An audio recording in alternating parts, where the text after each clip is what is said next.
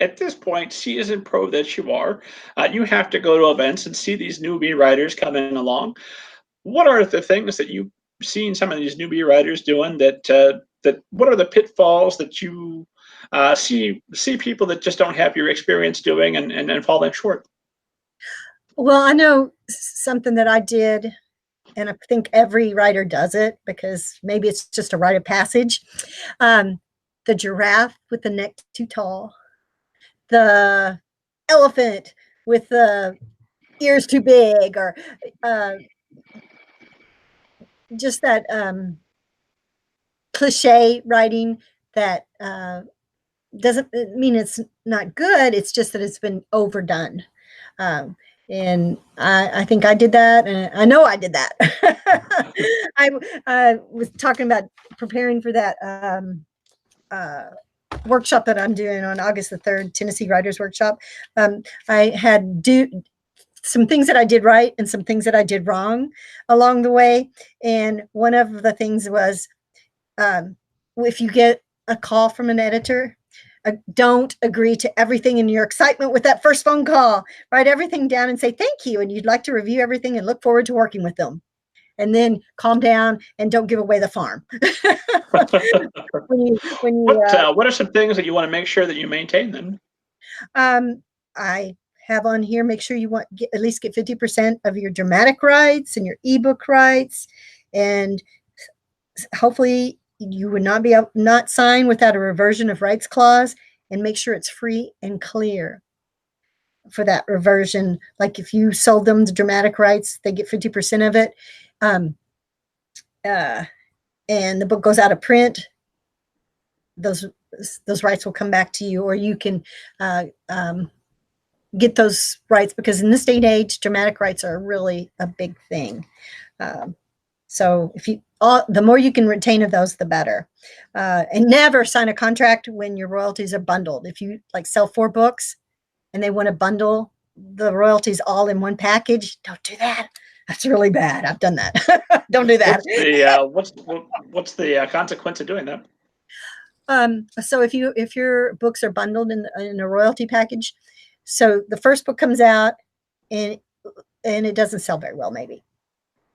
The second book comes out and it sells better, but it's still not enough to pay off the advance for the first book or the second book. So you still haven't earned any other money.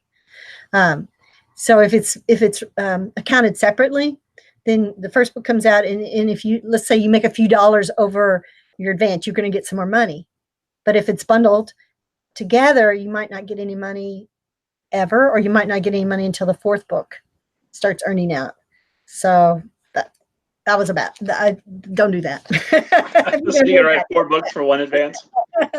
And don't sign it without a print date of when it's going to be printed. And some things to do is to always ask for more money and more free copies. Other things too, but send me free copies with money in them. More free copies. That's an easy thing. So you should always ask for that. And I've been told you should always ask for a little bit more money too, because maybe they might give it to you. You never know. Oh yeah, who's going to come at you with their best offer first, right? There you go. We can all dream. Do you use a literary agent at this point, or do you pretty well know what you're doing with the contracts? My agent is Elizabeth Bennett at Transatlantic. And no, I don't know what I'm doing. You could have fooled me.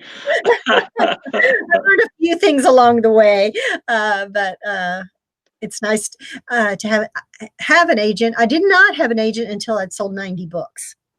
Wow. And so that's Marcia and I got the same agent with Writers House when we had after we sold 90 books. But so you can do it without an agent, but I think it's easier in this day and age to have an agent if you can. And if you don't mind sharing, what are some other mistakes that you maybe made along the way that we could point out for writers to avoid? I wish I had was more tech savvy and like you. That would have been nice. And I've never done a blog. I always concentrated my writing on writing stories to sell, and probably a blog would be a great thing, because the more you can get your name out there, the better. That's some things that I probably should have done. I am glad I did a website early on. I can remember somebody saying, "Oh, you don't need a website. That's not going to be important."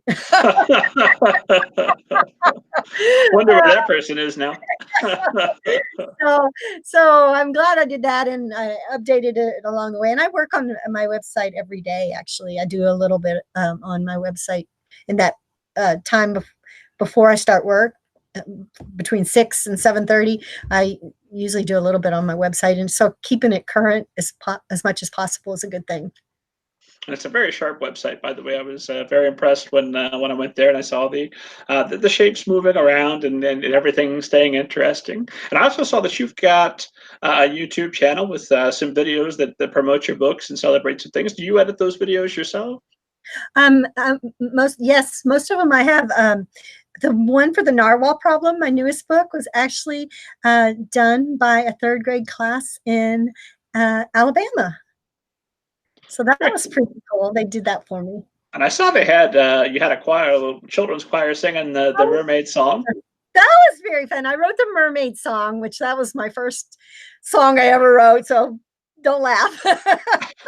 But then I have a friend.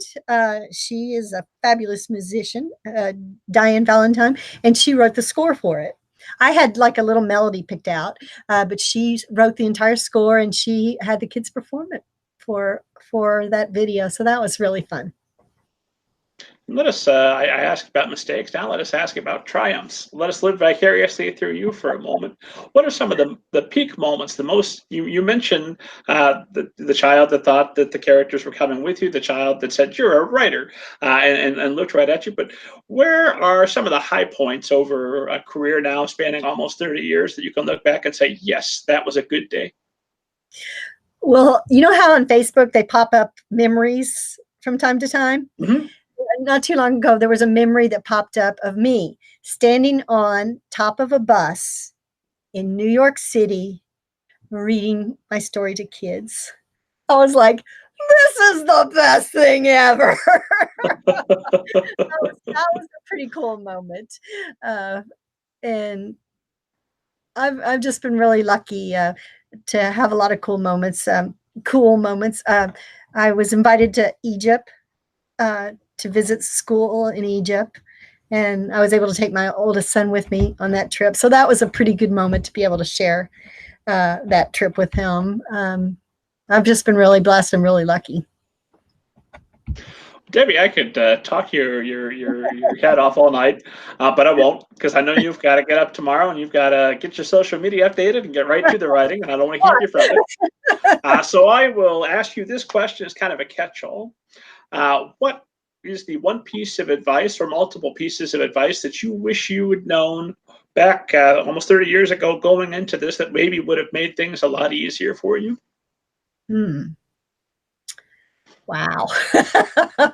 I think joining scbwi.org, having a critique group, and writing as much as you can, and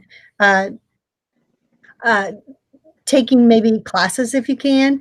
One thing that I've never done that I still want to do is take acting classes, because I've heard that helps you with characterization and being able to step into your character a little bit more. That's one thing I would like to do.